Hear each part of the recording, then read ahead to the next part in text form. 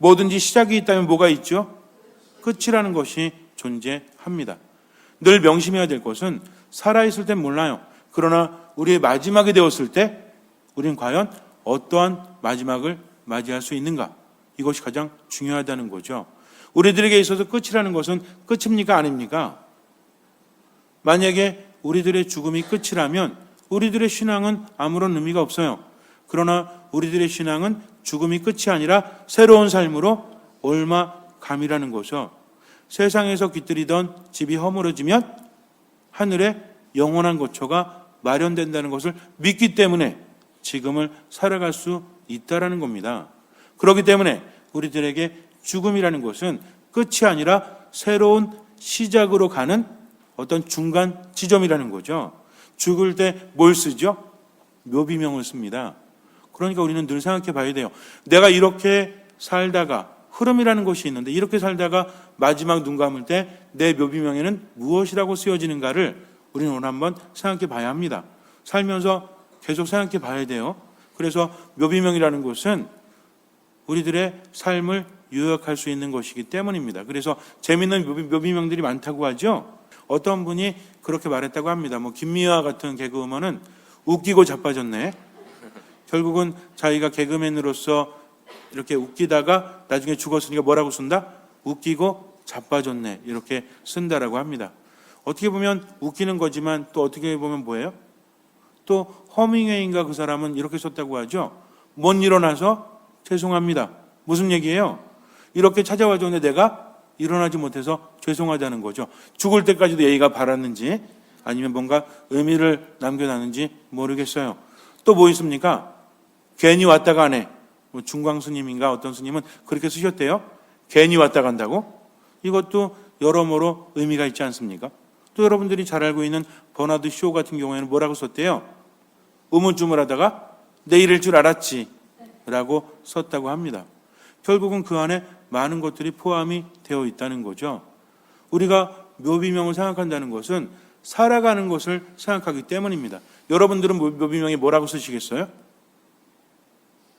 또 정말 재밌는 게 뭐냐면 어떤 사람이 묘지에 갔는데 우리나라하고 다르게 서양에서는 묘지가 어디 있습니까? 마을에 가까이 있죠? 그래서 죽은 사람들이나 산 사람이나 같이 살아간대요. 중국에도 그런 전통이 있다라고 하죠. 상하이 같은 경우에는 집을 지을 때 맨 꼭대기층에는 조상들을 모신대요. 그리고 그 밑에서 자기들이 산다고 합니다. 그리고 이집트나 이런 데 가서도 죽은 자들의 도시라고 있습니다. 사는 사람들이 먹고 사는 게 힘드니까 이제 무덤에 가서 사는 거예요. 우리처럼 이 무덤이 그런 것이 아니기 때문에 무덤에도 사람이 살 수 있다고 합니다. 그러면은 이제 예를 들어서 우리 조상들 중에 누가 죽었는데 그분이 이제 무덤에 누구 와서 살잖아요, 거기에. 우리 같으면 어떻게 해요? 내 조상이 무덤에 딴 사람들이 와서 살면 쫓아냅니까? 아니면 내버려 둡니까? 쫓아낼지도 모르죠. 그 사람들은 고마워한대요. 왜? 내 조상들이 외롭지 않게 같이 살아주니까. 그래서 무덤에다가 위성 TV도 놔주고 무덤에다가 이것저것 놔준다고 합니다. 제가 깜짝 놀랐어요. 이집트 갔을 때 저희가 죽은 자들의 도시라는 곳이라서 뭐냐고 했더니 무덤이래요. 근데 무덤에 뭐가 있어? 위성 TV 안테나가 있네? 얼마나 놀랐는지 몰라요. 아니 여기 사람들은 죽어서도 위성 TV를 보나 그랬더니 그게 아니라 죽은 사람과 함께 살아가는 사람들, 이 사람들 위해서 죽은 사람의 후손들이 그런 것들을 그렇게 설치해 주었다고 하는 거죠. 근데 우리나라는 워낙 죽은 분들과 산 사람의 경계가 너무나 확실하죠. 그래서 이 동네 같은데 묘 같은 거 있으면은 별로 안 좋아하지 않습니까? 그러니까 죽음에 대해서 더 두려워하는지도 몰라요. 그러나 서양 사람들, 일본만 가더라도 묘지가 아주 가까이 있지 않습니까? 우리나라도 옛날에 제주도 같은 데는 묘지가 어디 있었대요? 혹시 아십니까? 밭에도 있고 무덤이 아주 가까운 데 있었죠. 실제로 우리나라도요. 옛날에만 해도 무덤이 동네에 있었어요, 없었어요? 여러분 사는 동네, 우리 어르신들 동네에 있었어요, 없었어요? 저도 국민학교 이렇게 갔다 오는 길에 무덤 몇 개 보고 그랬습니다. 그러니까 마을 가까이 무덤을 이렇게 모셔놨다는 거죠. 근데 요즘은 어때요? 굉장히 멀죠? 만약에 이 동네 무덤이 들어온다 그러면 난리가 날 거예요. 이렇게 사람들은 무덤을 상당히 싫어합니다.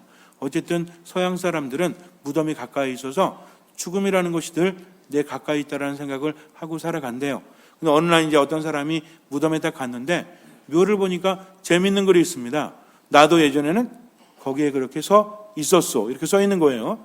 아, 이 사람은 뭐 묘비명에다가 장난을 친 건지 참 웃기네. 밑에 봤더니 또 뭐라고 써 있었냐면 나도 예전에는 거기에 있어서 그렇게 웃고 있었어. 이렇게 쓰여져 있는 겁니다. 기분이 좀 어때요? 내가 좀 웃고 있었잖아요. 근데 그렇게 쓰니까 보니까 좀 기분이 좀 약간 묘해요. 그래서 마지막 줄을 봤더니 그렇게 이렇게 쓰여져 있습니다. 그러니 당신도 죽을 준비를 하시오. 이렇게 쓰여져 있었다고 합니다. 이게 웃기는 얘기 같지만 언젠가는 그것이 일어날 일이기 때문입니다. 우리가 죽음을 생각한다는 것은 우울해하라는 것이 아니라 언젠가는 올 때를 대비하라는 거죠. 근데 세상을 살면서 마치 나는 안 죽을 것처럼 살아가니까 어떻습니까? 소유에 얽매이고 뭔가를 추구하면서 살아가지만 마지막 때는 아무런 의미가 없다는 거죠. 호랑이는 죽어서 가죽을 남긴다죠. 우린 죽어서 뭘 남겨야 돼요? 그래요. 이름을 남기든 어쨌든 의미 있는 삶을 살아가야 되지 않습니까? 죽을 때 어쩌면 이렇게 쓰면 안 되죠. 이런 제길, 젠장 이렇게 쓰면 안 돼요. 내가 지나온 삶을 보니까 어쩌면 남이 변하기를 기대하면서 나는 변화되지 않았고 그렇게 하면 소극적으로 세상을 살아간다면 우리는 얼마나 불행한 사람입니까? 그러니까 맨날 연초가 되면 이렇게 살아야겠다 저렇게 살아야겠다 마음 먹는 거 그닥 의미가 없어요. 그래서 올 한 해는 하느님께 무조건 맡긴다. 그리고 후회 없이 하루하루 살아간다는 거죠. 머뭇거리지 마세요. 하고 싶은 거는 하세요. 물론 아파트 전세 빼가지고 외제 승용차 한 대 사서 이런 거 얘기하는 게 아닙니다. 내가 뭘 생각하면서 마지막 때를 생각하면서 의미 있는 삶을 살기 위해서 하고 싶은 거 하세요. 연세가 많으신데 악기를 시작한다? 하십시오. 얼마나 멋집니까? 뭐 완성을 하든 말든 뭔 상관이에요. 지금 즐기면 되는 거지. 또 나이가 들어서 만학도로 공부 시작한다? 무슨 상관입니까? 하면 되죠. 또 우리 그렇게 생각해요. 내가 다른 사람보다 어떤 재주가 떨어지니까 나는 뭐 다른 사람보다 뭘 못하니까 어떻습니까? 잘하면 어떻고 못하면 어때요? 알면 어떻고 모르면 어때요? 우리 그런 거 있잖아요. 유식하면 어떻고 무식하면 어떻습니까? 유식하고 무식한 것은 좋은 거예요, 나쁜 거예요? 무식한 거 좋은 겁니까, 나쁜 겁니까? 무식한 건요, 좋은 것도 나쁜 것도 아니에요. 저마다 분야가 따로 있다는 거죠. 어떤 사람이 나보다 무조건 많이 합니까? 많이 아는 것도 있지만 나보다 모르는 게 있어요, 없어요? 그러니 무식하거나 유식한 거는 별 의미가 없어요. 진짜 의미 있는 건 뭔지 아세요? 무지하면 안 된다는 거죠. 아는 건 책 읽으면 돼요. 공부하면 됩니다. 그러나 아무리 공부해도 뭐는 고쳐지지 않아요? 무지한 것은 고쳐지지 않는다는 거죠. 그래서 우리는 하느님께로부터 지혜를 받고 그 지혜로서 세상을 통찰할 수 있도록 하느님 안에 머물러야 합니다. 절대로 중요합니다. 그래서 앞으로 세상을 살면서 남과 비교하지 말자. 내가 가진 것이 없고 능력이 떨어지면 어떻습니까? 나에게는 내가 100%인데 그러니까 괜히 비교하면서 우울해하지 말고 내 안에 있는 능력을 개발하면서 그렇게 살아가자는 거죠. 그렇게 자기를 사랑하는 것도 매우 중요합니다. 그러니까 자기를 위한 투자를 좀 해보자는 거죠. 너무 인색하지 마세요. 나를 내가 사랑하지 않으면 누가 사랑합니까? 그리고 또 한 가지 생각해 본다면 아까도 말씀드렸지만 늘 뭘 생각하면서 죽을 때를 생각하면서 그렇게 살아가는 거죠. 오늘이 마지막인 것처럼 뭐든지 최선을 다해 보십시오. 하느님께 맡기고. 그러니까 성공하느냐 실패하느냐는 중요하지 않아요? 중요하지 않습니다. 실패도요. 최선을 다한 실패는 또 다른 성공으로 이어진다는 거죠. 저는 예전에 그거를 잘 깨닫지 못했어요. 어떤 사람이 계속 시도를 하는데 성공하지 못하고 실패만 합니다. 그래가지고 아니 왜 저렇게 실패하지? 나중에 보니까 어때요? 결국은 그렇게 노력한 결과 다른 분야에서 성공을 할 수 있었다는 거죠. 그 사람은 말합니다. 만약에 내가 저 분야에서 그렇게 실패하지 못했더라면 이 분야에서 더 큰 성공하지 못했을 겁니다. 라고 말해요. 근데 어떤 사람들은 한 가지 하면서 내가 해도 왜 안 되지 하면서 뭐 하니까? 판단하고 뭐 해버리니까? 절망 속에 빠져버리니까 아무것도 이루어지지 않는다는 거죠. 하느님은 우리가 원하는 것을 주시는 것이 아니라 우리에게 필요한 것, 우리에게 더 좋은 것을 주신다는 것을 믿는다면 판단합니까? 안 합니까? 판단하지 않는다는 거죠. 내가 A라는 것을 얻고 싶어요. 그래서 열심히 합니다. 근데 A를 얻지 못했어요. 그러면 B라는 것도 더 좋은 것이 나에게 주어질 수 있다는 것을 믿어야 합니다. 그래서 하느님께 맡긴다는 것은 목적은 내가 결정해놓고 과정만 하느님께 맡기는 것이 아니라 무엇조차도 내 삶의 목적조차도 하느님께 맡기는 것이 믿음이라는 거죠. 이게 사실은 많은 사람들이 착각을 하고 있는 거예요. 그래? 그러면 하느님 올 한 해는요 제 수입이 10억 되게 해주세요. 그럼 제가 알아서 할게요. 밤샘 기도도 하겠습니다. 이런 사람들은 뭐예요? 목적을 누가 정했어? 목표를 누가 정했어요? 내가 정했잖아요. 그리고 나머지 하느님께 맡겼으니 이건 온전히 맡긴 겁니까? 안 맡긴 겁니까? 이건 온전히 맡긴 것이 아니라는 거죠. 하느님 모든 것을 당신께 맡깁니다. 제게 좋은 것을 주십시오 하면서 최선을 다해서 살아간다면 그분께서는 내가 생각하지 못한 것으로도 나에게 주실 수 있다는 거죠. 물론 내가 원하는 것도 얻을 수 있지만 그러나 더 중요한 것은 행복하지 않으면 의미가 없어요. 여러분들은 많이 갖기를 원하십니까? 아니면 행복하기를 원하십니까? 다 대답하세요. 뭐 좋은 거 나쁜 거 없습니다. 많이 갖기를 바라십니까? 행복하기를 바라십니까? 행복하기를. 여러분들 헷갈려 하시는 분이 있어. 그럼 두 번째 질문. 많이 가졌는데 불행해요. 두 번째는 많이 갖지는 못했지만 행복합니다. 어떤 걸 원하십니까? 행복하기를. 많이 갖지는 못했지만 행복한 것을. 세 번째는 많이 갖고 행복해.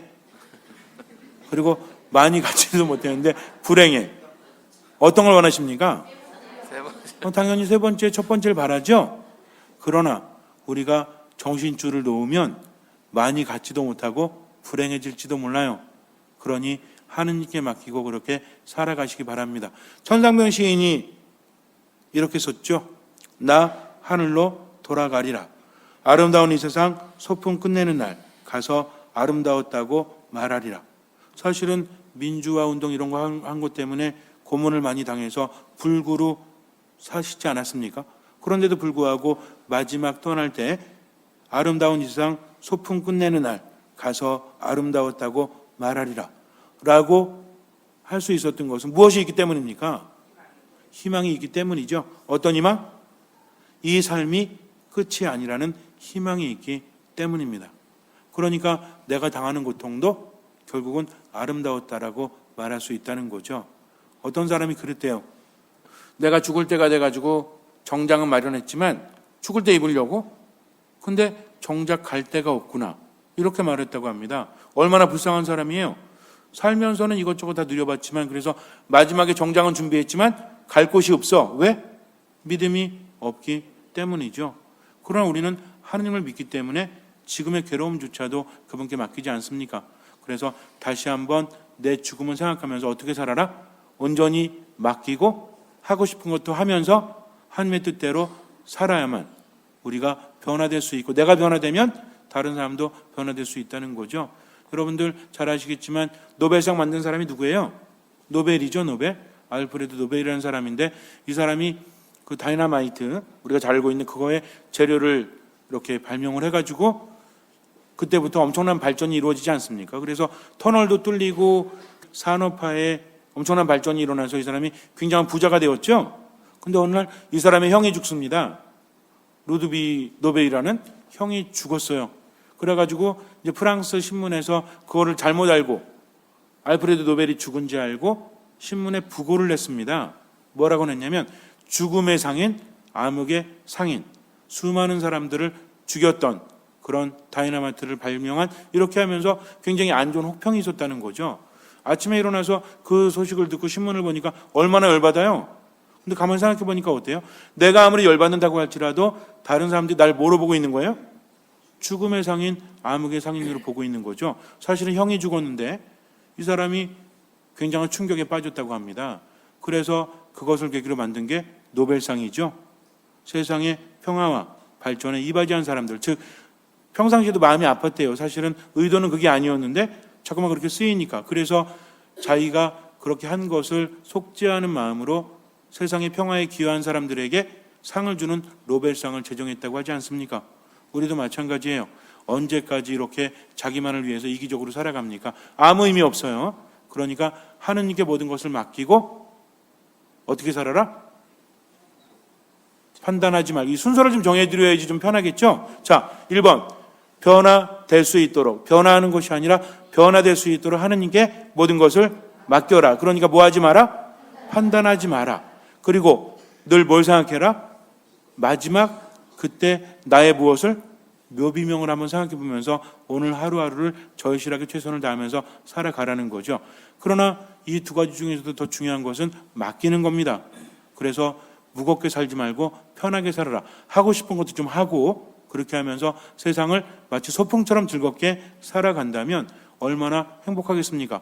그리고 또 한 가지 덧붙인다면 남이 변화되기를 절대로 바라지 말라는 거죠. 왜? 그런 바람이 있다면 실망만 있기 때문에. 그래서 나 아닌 아무리 가까운 사람이라고 할지라도 변화되기를 바라지 말고 내가 변화될 수 있도록 하느님께 맡겨라. 누구처럼? 천주의 성모 마리아처럼 그렇게 살라는 거죠. 성모님은 어땠습니까? 불가능한 일이 일어난다고 하는데도 하느님의 뜻이라고 하니까 더 이상 판단하지 않고 뭐라고 했죠? 처음에는 솔직했죠. 이 몸은 처녀입니다. 남자를 알지 못하는데 어떻게 그런 일이 있을 수 있겠습니까? 하면서 천사가 알려준 잉태 사실을 부인했죠. 그런데 천사가 뭐라고 합니까? 하느님께는 불가능한 것이 없다. 하느님께는 모든 것이 가능하다. 그러니까 뭐라고 하십니까? 이 몸은 주님의 종입니다. 말씀하신 대로 이루어지기를 바랍니다. 이렇게 응답하셨다는 거죠. 우리도 마찬가지예요. 때로는 거부하기도 하고 때로는 정말 힘들기도 하지만 그러나 하느님께 어떻게 기도합니까? 이 몸은 주님의 종입니다. 당신의 뜻대로 제 삶 안에서 이루어지기를 바랍니다라고 고백하면 우리를 너무나 사랑하시고 나를 나보다 더 잘 아시는 주님께서 좋은 것 주십니까? 안 좋은 것 주십니까? 좋은 것 주신다는 거죠. 그래서 절대 잊지 마세요. 절대 잊지 마세요. 우리는 변화할 수 있는 존재입니까? 아닙니다. 그러니까 하느님께 변화될 수 있도록 맡긴다는 거죠. 아무것도 판단하지 않습니다. 그리고 하루하루 뭐가 바뀌기 위해서 생각과 느낌, 기분조차 누구에게 맡긴다? 하느님께 맡기고 기도와 말씀과 미사 안에 머물면서 뭘 생각한다? 마지막 죽을 때를 생각한다. 언제 갈지 알아요? 몰라요? 아무리 저승사자 왔을 때 뭐 그거 있잖아요. 뭐 몇 살에 오거든 알아서 갈 테니 그 무슨 노래죠 그게? 백세 시대인가? 그 노래 아무리 하면 저승사자가 왔다가 예 알았어요 갈 것 같아요? 어린 택도 없습니다. 그러니까 지금이 마지막인 것처럼 그렇게 살아가라는 거죠. 잠시 눈을 감으세요.